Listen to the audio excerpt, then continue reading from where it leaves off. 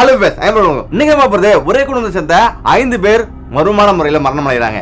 முக்கியம் பாத்தீங்கன்னா ஒரு சின்ன சத்தம் இல்லாம அத சத்தம் இல்லாம சின்ன ரத்த கரை கூட இல்லாம அந்த மரணங்கள் நிகழுது. ஆனாலும் அதே குடும்பத்துல 2 இளம்பெண்கள் எந்த ஒரு கவலை இல்லாம காப்பி குடிச்சிட்டு இருக்காங்க. இத பார்த்து போலீஸாரே அதிர்ந்தானே. சரி என்ன நடந்தது அப்படின்றத அறிஞ்சீங்கன்னா உண்மையிலே நீங்க அதிர்ச்சியில உறைஞ்சு போவீங்க. அப்படியே வீடியோ தான் இந்த வீடியோ பாக்குறோம். மகாராஷ்டிரா மாநிலம் கச்சிரோலி என்ற இடத்துல தான் இந்த சம்பவம் நடந்தது. கடந்த 2023 செப்டம்பர் மாசம் தான் இந்த நிகழ்வு நடக்குது. இந்த கச்சிரோலில ஒரு அழகான குடும்பம் வச்சு வந்தது. இந்த குடும்பத்துல மொத்தம் 6 பேர்.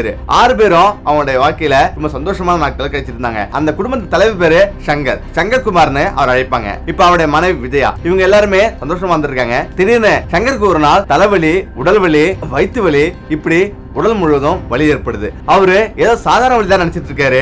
அதுக்கு பிறகு ஒரு 2 நாள் பிறகு அவருடைய மனைவி விஜயாவுக்கும் இந்த மாதிரி வலி ஏற்படுது. ஆனாலும் கால சூழ்நிலையால அதாவது மழைக்காலங்கள்ல தலைவலி உடல்வலி வரதெல்லாம் சாதாரண ஒரு விஷயம் அப்படிதான் அவங்க நினைச்சாங்க. அதாவது காலநிலை மாற்ற காரணமா இந்த மாதிரி நமக்கு உடல்வலி ஏற்பட்டிருக்கு, உடல்நிலை சரியில்லாம போயிருக்கு அப்படின்னு அவங்க நினைக்கிறாங்க. அதே நேரத்துல 2 நாட்கள் ஆகுது, நிலைமை ரொம்ப மோசமாகுது. இப்ப அவங்க உள்ள மருத்துவமனைக்கு போறாங்க.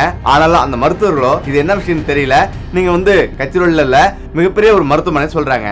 இப்ப அங்க போய் பாக்குறாங்க, அந்த மருத்துவமனையிலும் அவங்களை சரி பண்ண முடியல. இப்ப அவங்க என்ன பண்ணாங்க, நாக்பூர்ல உள்ள ஒரு மிகப்பெரிய மருத்துவமனைக்கு அனுப்புறாங்க. இப்ப நாக்பூர்ல உள்ள அந்த மருத்துவமனைக்கு போறாங்க. ஆனாலும் அங்க மருத்துவ பரிசோதனை பண்ணி எந்த ஒரு பிரயோஜனமும் இல்ல, அவங்களை சரி பண்ண முடியல. செப்டம்பர் 20ஆம் தேதி சங்கர் இறக்குறாரு. அதுக்கு பிறகு குடும்பமே அதிர்ச்சியில உறையுது. ஆனாலும் நிலைமை இன்னும் மோசமாகுது. ஏன்னா சங்கருடைய மனைவியும் அங்க ஹாஸ்பிட்டல் இருக்காங்க. அவங்க 26ஆம் தேதி மரணிக்கிறாங்க. இது ஒரு மர்மமான மரணமா இருக்கு. குடும்பத்துல எல்லோரும் அதிர்ச்சியில உறைஞ்சு போறாங்க. இப்ப சங்கரோட மகன் டெல்லியில வேலை செஞ்சுட்டு இருக்காரு. அவர் அவருடைய அப்பா அம்மாவை அடக்கம் பண்ணிட்டு சோகத்தோட போறாரு.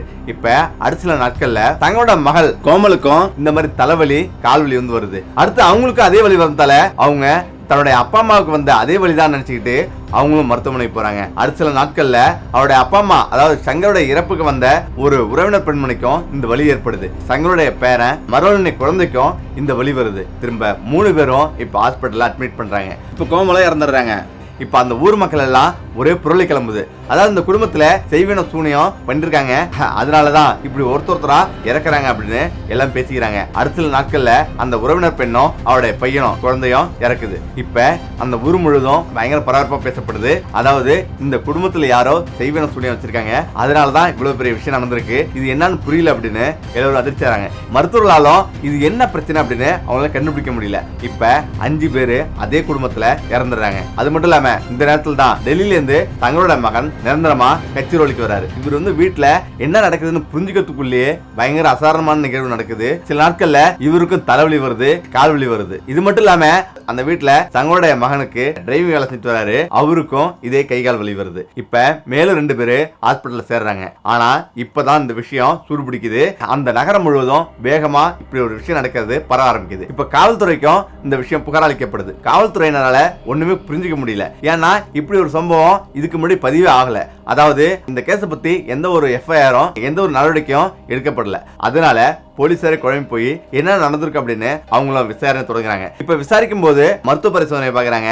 மருத்துவ பரிசோதனையிலும் சாதாரண தலைவலி, சாதாரண ஜுரத்தாலே இறந்ததா அது குறிப்பிடப்படுது. இப்ப அதே குடும்பத்தை சேர்ந்த அவருடைய உறவினர்களும் உடம்பு சரியில்லாம போறாங்க. அதே கை கால் தலைவலி ஆரம்பிக்குது. இப்ப அவங்களும் ஹாஸ்பிட்டல் செய்யறாங்க. இப்ப மொத்தம் 4 பேரு ஹாஸ்பிட்டல்ல இருக்காங்க. இப்ப போலீசாரும் அவங்களுடைய விசாரணை தொடங்குறாங்க. அந்த குடும்பத்தோட ஜாதகத்தை மொத்தமா போலீசார் எடுக்க ஆரம்பிக்கிறாங்க. போலீசார் விசாரணை ஆரம்பிக்கிறாங்க. அப்படி விசாரிக்கும் போது மருத்துவ கோயில இருந்து மருத்துவ பரிசோதனை வெளியெடுக்கிறாங்க. இப்ப மருத்துவ பரிசோதனையில ஒரு விஷயம் குறிப்பிடப்படுது. அதாவது இறந்தவங்க அனைவருமே மாரடைப்பால இறந்திருக்காங்க அப்படின்னு அறிக்கை வருது.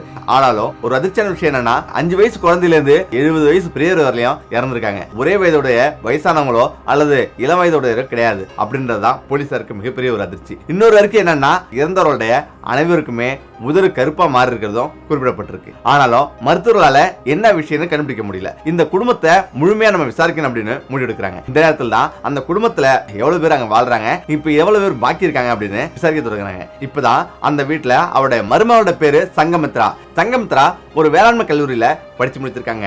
மரங்களையும் தாவரங்களையும் செடிகளையும் எப்படி வளர்ப்பது பல விஷயங்கள் அவங்க தெரிஞ்சு வச்சிருக்காங்க. இப்ப இந்த விஷயம் போலீசாருக்கு தெரியுது. இப்ப இவ்வளவு விஷயம் நடந்திருக்கு. ஒரே கூடை கீழே ஒரே குடும்பத்துல எல்லோருக்குமே இந்த பிரச்சனை வந்திருக்கு. ஏன் சங்கமித்ராவுக்கு மட்டும் எந்த பிரச்சனையும் இல்ல அப்படின்னு போலீசார் யோசிக்க ஆரம்பிக்கிறாங்க. இந்த நேரத்தில் தான் சங்கமித்ராவை பத்தி போலீசார் விசாரணை பண்ணணும் அப்படின்னு அவங்க முடிவெடுத்து நேரா சங்கர் வீட்டுக்கு வந்து சங்கருடைய மருமகளை சங்கமித்ராவை விசாரிக்கிறாங்க. அவங்க யாரு, அவங்க எப்படி கல்யாணம் பண்ணாங்க, என்ன நடந்ததுன்ற விஷயத்த ஒவ்வொன்றா விசாரணை பண்றாங்க. விசாரிக்கும் போது பல விதமான அதிர்ச்சியான தகவலும் வெளிவர ஆரம்பிக்குது. சங்கமித்ரா அக்ரிகல்ச்சர் படிச்சிருக்கேன் அப்படின்னு அவர் சொல்றாரு. அது மட்டும் இல்லாம அந்த யூனிவர்சிட்டிலேயே முதலிடத்தை அவங்க பிடிச்சதும் போலீசாருக்கு தெரிய வருது. வேளாண் பல்கலைக்கழகத்துல பயிர்கள், மரங்கள், செடிகள் அப்படின்னு முறையா பாதுகாக்கிறது, அனைத்து விதமான பயிர்களுக்கும் பூச்சிக்கொல்லி மருந்து பயன்படுத்தி எப்படி அந்த பூச்சிகளை அழிச்சு செழுமையா வளர்க்குறது அப்படின்ற பல விஷயங்களை அவங்க தெரிஞ்சிருக்காங்க. போலீசாருக்கு நினைவு வந்த முதல் விஷயம், போஸ்ட்மார்ட்டம் பண்ணும்போது அவங்களுக்கு எந்த விதமான நோய் அறிகுறியும் இல்லாத ஒரு காரணம். இப்ப போலீசாருக்கு இந்த மரணங்களுக்கும் அவருடைய மருமகளுக்கும் சங்கமித்ராவுக்கும் ஏதோ தொடர்பு இருக்குது அப்படின்றத புரிஞ்சுக்கிறாங்க. இப்ப நேரா சங்கமித்ராவோட வீட்டுக்கு சொல்றாங்க. அங்க சங்கமித்ரா எப்படி மருமகளா ஆனாங்க, குடும்ப பின்னணி பற்றி தெரிய ஆரம்பிக்குது. சங்கமித்ரா கல்லூரி படிச்சிட்டு இருக்கும் போது ஒரு இளைஞனை காதலிக்கிறார். அந்த பையன் வேற யாரும் இல்ல, தங்களுடைய மகன் தான். இந்த விஷயம் சங்கமித்ராவோட அப்பா அம்மாவுக்கு தெரிய வருது. உடனடியா சங்கமித்ரா அப்பா அம்மா எதிர்ப்பு தெரிவிக்கிறாங்க. ஆனாலும் சங்கமித்ராவோட புரியாதல தங்களுடைய மகனை திருமணம் செஞ்சுக்கிறாரு. திருமணம் செய்த 2 நாட்கள்ல அவங்க சங்கமித்ராவோட அப்பா அம்மா மன உளைச்சல்ல ஒரு மானம் போயிடுச்சு அப்படின்னு மானம் தாங்கிக்க முடியாம தூக்கு மாட்டிட்டு இறந்துடுறாங்க.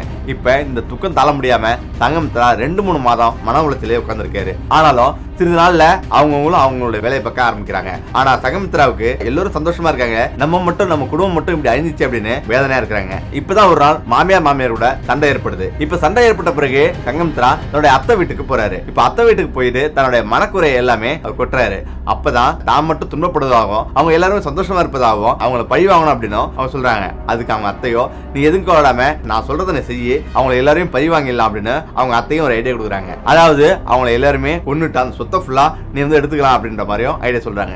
ஏன்னா ஒரு 50-100 ஏக்கர் கிட்டத்தட்ட அவங்கள்ட்ட சொத்து இருக்கு. இது எல்லாமே உன் பேர்ல மாத்திட்டு சந்தோஷம் வாழலாம், ஆனா அதுக்கு முன்னாடி இந்த விஷயத்தை செஞ்சு முடிக்கணும்னு சொல்றாங்க. அதாவது அந்த குடும்பத்தில் உள்ள அனைவரையும் கொண்டுட்டு அந்த சொத்து உனக்கு சேர்ற மாதிரி நீ பிளான் பண்ண அப்படின்னு சொல்றாங்க. இதை கேட்டுதான் சங்கமித்ராவும் முட்டாள்தனமான முடிவெடுத்து செடிகளுக்கு கொடுக்கக்கூடிய புழுக்கள், பூச்சிகள் அழிக்கக்கூடிய பூச்சி மருந்த கொஞ்சம் கொஞ்சமா அவங்க உணவிலும் தண்ணீரிலும் சேர்க்க ஆரம்பிக்கிறான். இந்த உணவு தான் கொஞ்சம் கொஞ்சமா அவங்களுடைய ஒவ்வொருத்தரையும் அழிச்சிருக்கு. ஏன்னா மருந்துகளை பற்றி அனைத்துமே தெரிஞ்ச சங்கமித்ராவுக்கு இது ஒரு சாதாரண விஷயம். எப்படி பண்ணுனா மருத்துவ அறிக்கையில சிக்காம தப்பிக்கலாம் அப்படின்றது அவங்களுக்கு தெரிஞ்சிருக்கு. இந்த நேரத்துல இந்த யுக்தியை பயன்படுத்தி இப்படி ஒரு கொடூரமான விஷயத்த செஞ்சிருக்கிறது போலீசார் விசாரணையில தெரிய வருது. இப்ப போலீசாரு உறைஞ்சு போறாங்க. ஏன்னா மருத்துவர்கள் கூட என்ன விஷயம் நடந்திருக்கு அப்படின்றத புரிஞ்சுக்கொள்ள முடியாத ஒரு மர்மமான விஷயமா இது இருந்திருக்கு. இப்பதான் உடனடியாக போலீசார் ஹாஸ்பிட்டல் தகவல் தெரிவிக்கிறாங்க. இப்ப சங்கரோட மகன் இன்னும் 3 பேரு, மொத்தம் 4 பேரு சிகிச்சையில் இருக்காங்க. உடனடியாக அவங்களுக்கு என்ன மருந்து அப்படின்றத கண்டுபிடிச்சு அந்த மருந்து செலுத்தி கொஞ்சம் கொஞ்சமா சரியா வராங்க. சங்கமித்ரா தண்ணீர்லயும் உணவுலையும் கலந்து கொடுத்த அந்த மருந்து சில வாரங்களிலேயே 5 உயிர்களை பறிச்சது. அதுக்கு பிறகு உஷாரானதால 4 உயிர்கள் தப்பிச்சது. இப்ப அந்த குற்றத்தை சங்கமித்ராவும் அவங்க அத்தையும் ஒத்துக்கிட்டாங்க. மொத்த நகரத்தையும் அதிர்ச்சிக்குள்ளாக்குச்சு. இப்ப சங்கமித்ராவோட அத்தையையும் ஜெயிலுக்கு அனுப்பிடுறாங்க. இப்படி ஒரு மோசமான சம்பவம் மர்மமான முறையில நடந்தே இருக்கு. இப்படிலாம் நடக்குமா அப்படின்னு கூட நம்மள அதிர்ச்சியில உறவுகளை. ஓகே, நம்மள இந்த வீடியோ பிடிச்சிருக்கீங்க, மீண்டும் சந்திப்போம். நன்றி, வணக்கம்.